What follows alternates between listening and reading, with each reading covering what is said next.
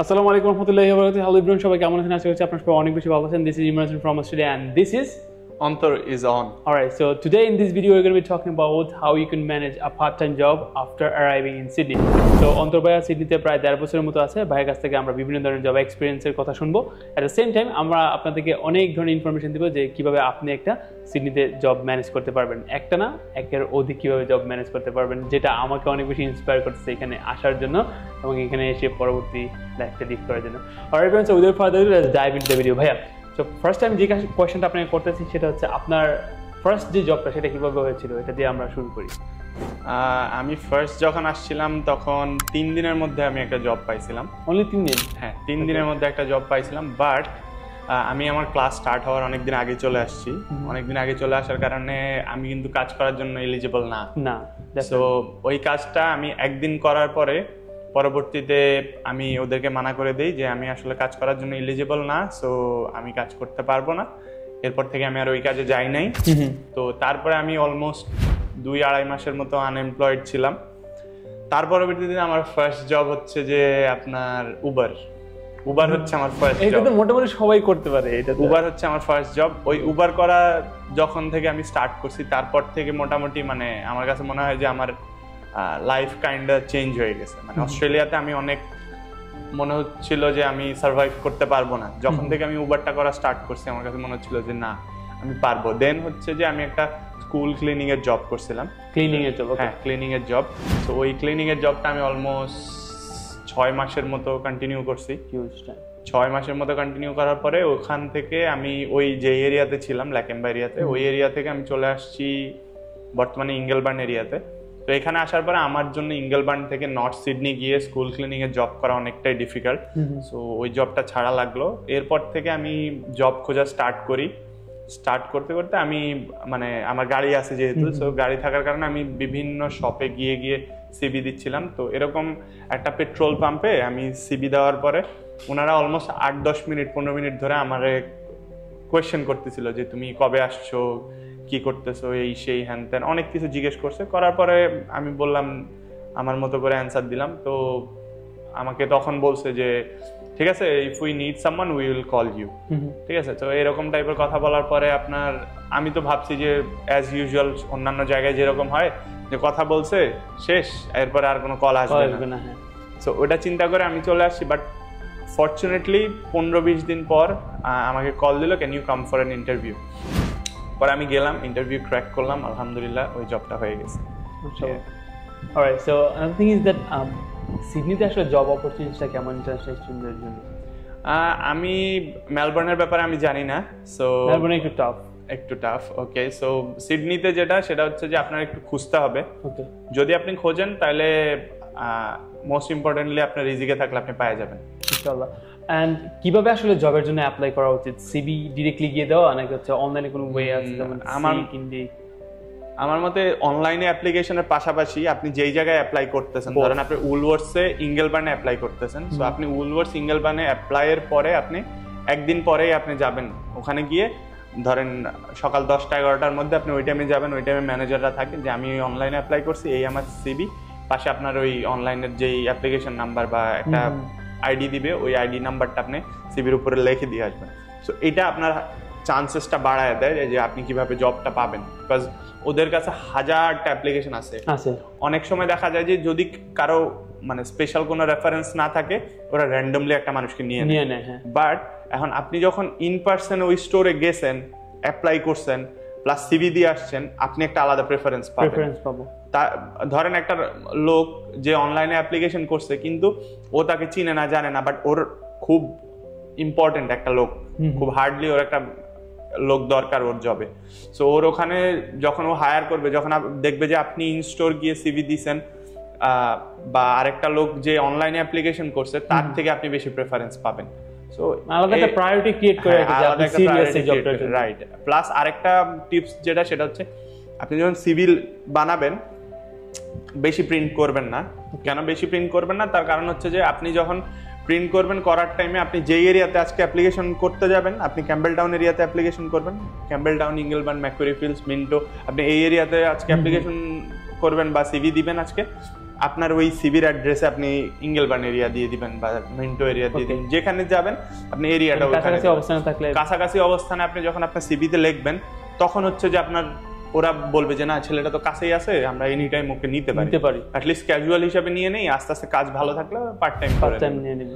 এটা একটা টিপস যে আপনি কিভাবে ধরেন যে অ্যাটলিস্ট ওদেরকে অ্যাট্রাক্ট করতে পারবেন। ওকে, সো আরেকটা জিনিস খুবই ইম্পর্টেন্ট একটা কোয়েশ্চেন, ওকে, অনেকে জানতে চায়, সো সেটা হচ্ছে মেয়েদের জন্য আসলে সিডনিতে জব অপরচুনিটিটা কেমন, কোন কোন ধরনের জব মেয়েরা করতে পারে?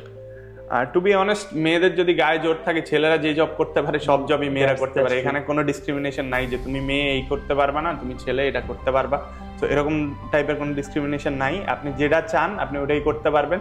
So up to you, whatever you want to do, you can do it. But তারপরও মেয়েদের কিন্তু কিছু কিছু জায়গাতে মানে মানানসই হয় বা হ্যাঁ, ধরেন টু বি অনেস্ট মেয়েদের জন্য সবচেয়ে মানানসই জব হচ্ছে আপনার রেস্টুরেন্ট জব। তারপর ফ্রন্ট ডেস্কের জব, প্লাস আরেকটা জব হচ্ছে সেটা হচ্ছে কাস্টমার সার্ভিস।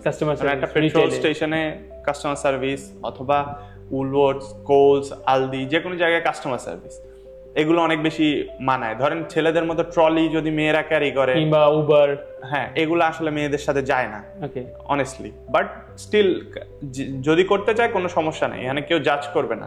বাট এখন যার যার প্রেফারেন্সের উপর যে যেই ধরনের কাজ করতে চায় ওগুলা করতে পারে। বাট মেয়েদের ক্ষেত্রে মোস্ট লাইকলি তারা জবগুলো তাড়াতাড়ি পেয়ে যায়। I don't know the reason. There is some reason. I don't know either. By the way, so let's talk about another point about getting a job here in Sydney.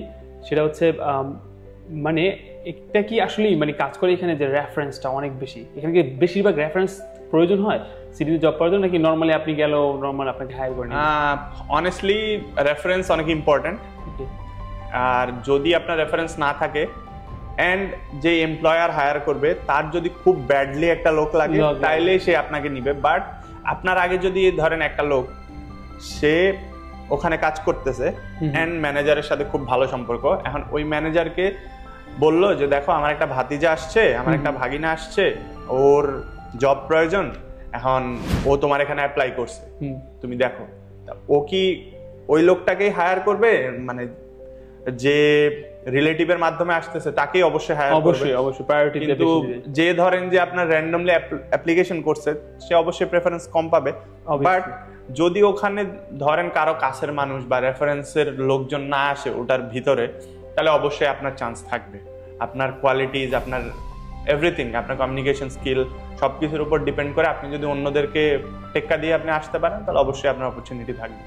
Alright, so it means মানে priority বলছে আপনার হচ্ছে রেফারেন্সও অনেক ভালো কাজ করে, at the same time আপনি যদি নিজেও যান বা বুঝাইতে পারেন যে ঠিক আছে আমার badly capable of doing it, তাহলে ওইভাবেও এটা কাজ করে। Okay, let's talk about actually the salary, যেটা অনেকে জানতে চায়। হ্যাঁ, so we are going to be actually talking about cash job salary at the same time আপনার part time job salary. I don't know anything about cash job. I mean, no, sometimes like there are some opportunities, by the way. So first of all, let's talk about the actual salary. So what could be the minimum amount that as usual Bangladeshi students are getting from job? At least like if you work on tax, so at least they have to pay you $24 every hour.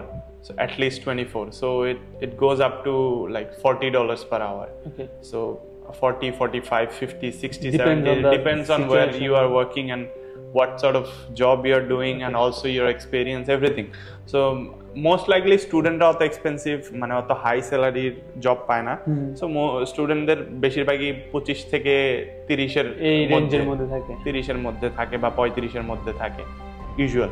R casual হলে মানে ওই 35 পর্যন্ত যায়, 34, 33 এরকম পর্যন্ত যায়। যদি part time হয়ে যায় তাহলে 25, 26, 27 এর মধ্যে থাকে। অলরাইট, এন্ড যদি আমরা বলতে পারি যে ক্যাপ, ওইটার ক্ষেত্রে হয়তো বা মানে সর্বনিম্নটা আমি যেটা শুনছি যে সিটিতে মিনিমাম 15 থাকে। ভাই 15 থাকে, কিন্তু আমি $10ও কাজ করতে দেখছি। ওকে, না এটা আসলে সমস্যা বলতে পারে। সো এগুলা আসলে মানে খুবই মানে ইনহিউম্যান টাইপের কাজ কারবার, যে পোলাপানরা $10 দিয়ে কাজ করাচ্ছে। অনেক বাঙালি, ইন্ডিয়ান, নেপালি অনেকে রাজি হচ্ছে। আর আমাদের কিছু করার নাই, আমাদের সিচুয়েশনটাই এরকম যে আমরা ডেসপারেট। I don't know কেন অস্ট্রেলিয়ান গভর্নমেন্ট এই ধরনের রুলস করছে যে স্টুডেন্টরা বেশি কাজ করতে পারবে না। হ্যাঁ, এখন দিন শেষে তারা 24 আওয়ার্স জব করতেছে, এরপরে অনেকে গিয়ে ওই ক্যাশ জবগুলা করা লাগতেছে, এন্ড ওই যে যেগুলা অসাধু লোকজন আছে তারা ওটার অ্যাডভান্টেজটা নিচ্ছে। তো দিন শেষে গভর্নমেন্টও ট্যাক্স পাচ্ছে না, আর এদিক দিয়ে হলো যে স্টুডেন্ট গুলো বেনিফিটেড হচ্ছে না। Okay, I don't know what the reason behind it. alright, another thing is that like আমার মনে হয় যে that could be another tip for Bangladeshi students যারা এই সিডনিতে আসে, সেটা হচ্ছে বিভিন্ন ধরনের মানুষের সাথে কমিউনিকেশন বিল্ড আপটা করা। যেমন মসজিদে নামাজ পড়তে যাওয়া, তো মসজিদে নামাজ পড়তে গেলে দেখা যায় কথাবার্তা হয়, তাদের মাধ্যমে কিন্তু মানে বোঝানো যায় যে I badly need a job. Okay, then হচ্ছে ক্রিকেট খেলা, যেটা আপনি মাঝে মধ্যে খেলেন, তো এটার মাধ্যমে একটা কমিউনিটি ক্রিয়েট হয়, নিজেদের মধ্যে একটা আন্ডারস্ট্যান্ডিং ক্রিয়েট হয়। আমার মনে হয় যে ওইভাবেও কিন্তু একটা জব ম্যানেজ করা পসিবল এখানে। তো এখন আপনি যে জব টপ করেন, আপনার কোন ধরনের প্রবলেমগুলো হয় আসলে জবের পাশাপাশি? কি আপনি স্টাডিটাকে ভালোভাবে ফোকাস দিতে পারতেছেন, বা অ্যাজ ইউজুয়াল স্টুডেন্টরা কি এটা পারতেছে যে জবের পাশাপাশি স্টাডিটাকে ভালোভাবে ফোকাস দেওয়া, বা এটার মধ্যে গুরুত্বপূর্ণ বিষয়টা কি হওয়া উচিত আমাদের?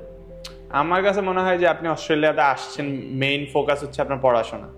কেউ যদি চিন্তা করে যে আমার কাজ হচ্ছে টাকা কামানো, তাহলে আপনার প্রেজেন্ট ব্রাইট, আপনার ফিউচার ডার্ক। That's true. আপনার এরকমই। সো এখন যদি কেউ চিন্তা করে আরে আমি 2-3 বছর থাকি, 4 বছর থাকি, 5 বছর থাকি, টাকা পয়সা কামাই, এরপর চলে যাবো, বাড়ি গাড়ি করে that's up to him, that's up to him. But এখন কারো যদি চিন্তা করে না লং টার্ম চিন্তা ভাবনা, যে আমি আপাতত কিছু কম কামাই, একটু পড়াশোনায় ফোকাস করি, একটা ভালো জব পাই, তখন আমি ভালো টাকা কামাবো, তখন আরো রিল্যাক্সে থাকবো। নাহলে আজীবনই আমি ওই ডিশ ওয়াশিং আর আজীবনই উবার, আজীবনই মানে যত ধরনের অড জব আছে ওইগুলোই করে যেতে হবে। So it's up to you what you want to do in your future. And yeah, one more thing I just want to know about Sydney, that is like যদি কেউ কোন স্টুডেন্ট সে যদি একটা বিজনেস রান করতে চায়, সে কি পারবে এখানে? আর বিজনেসের মধ্যে অন্য মানুষকে জব অপরচুনিটি দিতে চায় যে ঠিক আছে আমি একটা ছোট বিজনেস রান করতে চাচ্ছি, তুমি আসো এখানে, মানে স্টুডেন্ট হিসেবে কি এটা কি পসিবল এখানে?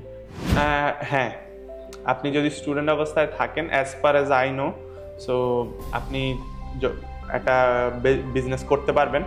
বাট ওইখানে আপনার অ্যাটলিস্ট একটা লোক লাগবে যার হচ্ছে যে এখানে মানে কি বলে পার্মানেন্ট রেসিডেন্সি আছে।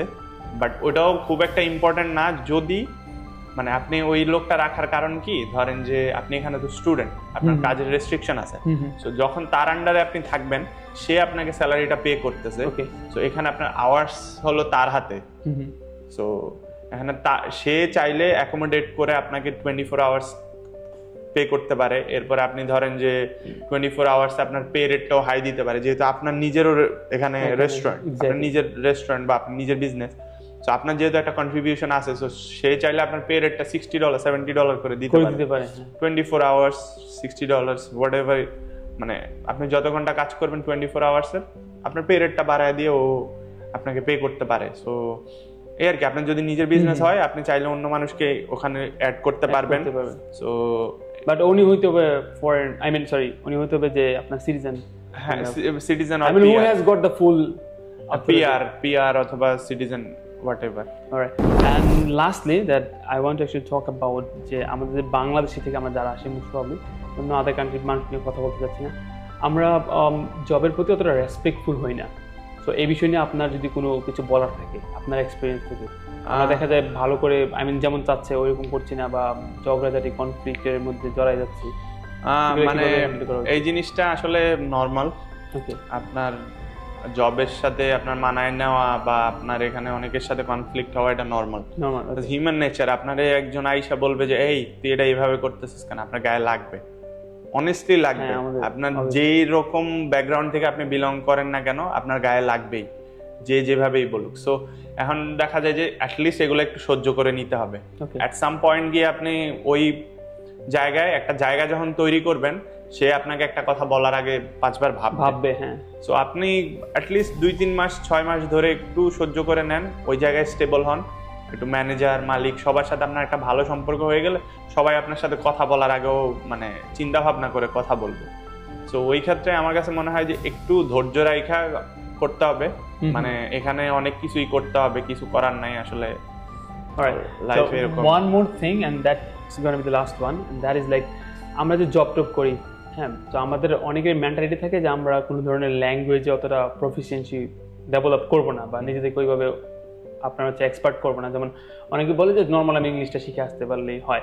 তো আপনার জব এক্সপিরিয়েন্স কিংবা আপনি যে সারাউন্ডিংয়ে যে জব মানে যাকে দেখতেছেন সবাই জব করতেছে, ওইখানে ইংরেজি শেখাটা এবং এটার মাধ্যমে বলার মাধ্যমে যে জবের কমিউনিকেশনটা ভালো করে ক্রিয়েট করা মানুষের সাথে, ওইটা কতটুকু গুরুত্বপূর্ণভাবে আপনি দেখতেছেন?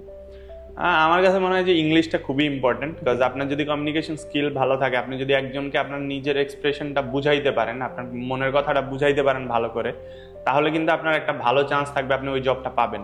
বাট আপনার যদি ধরেন আপনি ওকে ভালো করে বুঝাইতেই পারতেছেন না আপনার মধ্যে কি কি কোয়ালিটিজ আছে ইংলিশে, কোয়ালিটিফুল হওয়ার পরেও আমরা দেখবো অনেক সময় হ্যাঁ আপনার মধ্যে অনেক গুণ আছে, আপনি এই কাজ করতে পারেন, অনেকক্ষণ দাঁড়ায় থাকতে পারেন, অনেকক্ষণ কাস্টমার সার্ভিস করতে, কিন্তু আপনি ওটা যদি ওরা ভালো করে এলাবোরেট করে নাই বলতে পারেন, তাহলে আপনার কোনোই কাজ হবে না।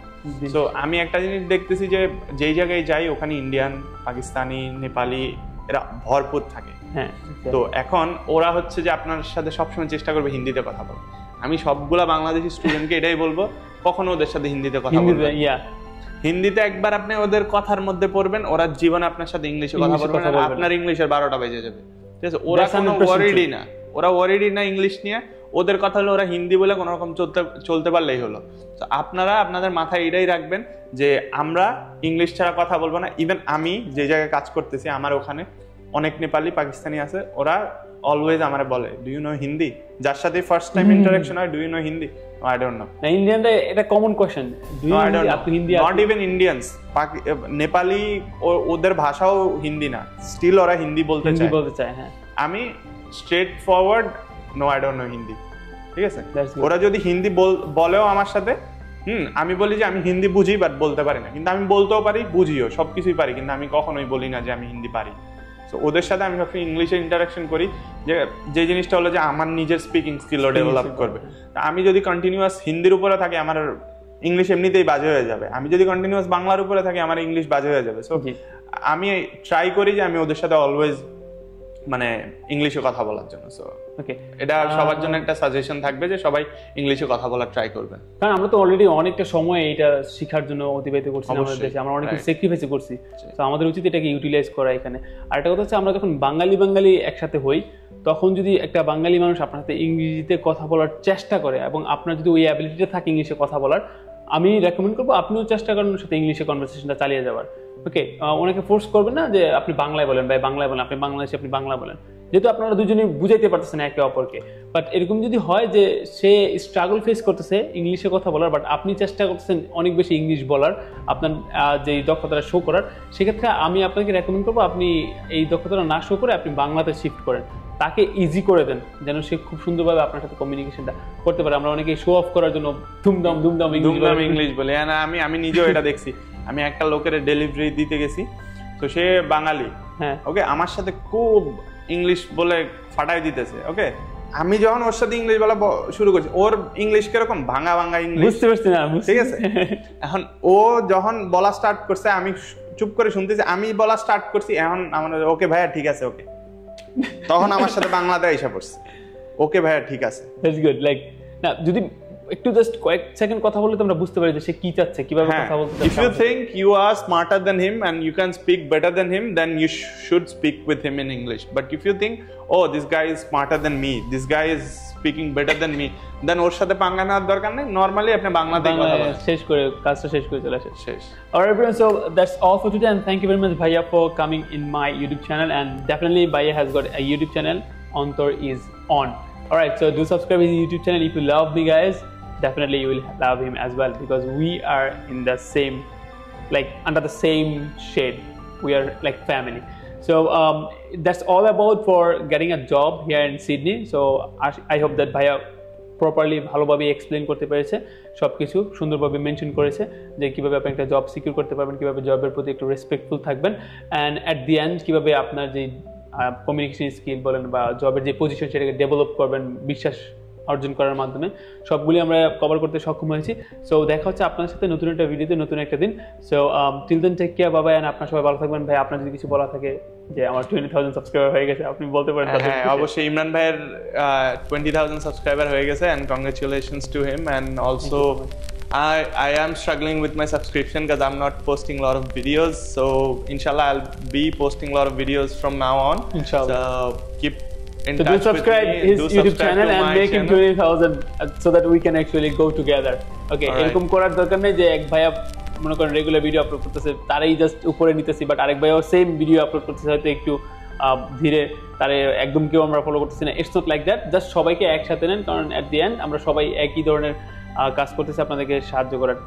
আমরা অনেক কিছু স্যাক্রিফাইস করে এই ভিডিওসগুলো মেক করি। অ্যাকচুয়ালি আমরা জব প্রবে না গিয়েও কিন্তু অনেক সময় ভিডিওস মেক করি শুধুমাত্র আপনাদের যে কোয়েশ্চেন, সেই কোয়েশ্চেনগুলো ইজি করে দেওয়ার জন্য, যেন পরবর্তীতে আপনারা কোনো ধরনের প্রবলেমে ফেস না করেন। আর everyone, so I hope that আপনারা বুঝতে পেরেছেন যে আসলে আমরা কতটা স্ট্রাগল করতেছি। আশা করতেছি আমাদের এই স্ট্রাগলটাকে আরও সহজ করার জন্য আপনারা আমাদেরকে বিভিন্ন ওয়েতে মোটিভেট করতে পারেন। আমাদের যে ভিডিওসগুলো আছে আপনাদের ফ্রেন্ড সার্কেলের সাথে শেয়ার করে, আমাদের ভিডিওসগুলোকে আপনারা হচ্ছে ভালো ভালো কমেন্ট করে, অ্যাট দ্য এন্ড আমাদেরকে ফিডব্যাক দেওয়া যায় আসলে কোথাও আমাদের ল্যাকিংটা হচ্ছে, যেন আমরা পরবর্তীতে ইমপ্রুভ করতে পারি। অ্যান্ড ডেফিনেটলি 20,000 সাবস্ক্রাইবার্স উপলক্ষে একটা ইন্টারেস্টিং ভিডিও আমি আপলোড করার চেষ্টা করবো। I don't know, I am not actually giving you assurity that I will upload a video, but I will try my level best because this is Australia. I know we have schedule, so we need to actually complete all the things. So দেখা হচ্ছে নতুন একটা ভিডিওতে আপনাদের সবার সাথে নতুন একটা দিনে। সবাই ভালো থাকবেন, সুস্থ থাকবেন, and Ramadan Mubarak. Ramadan Mubarak.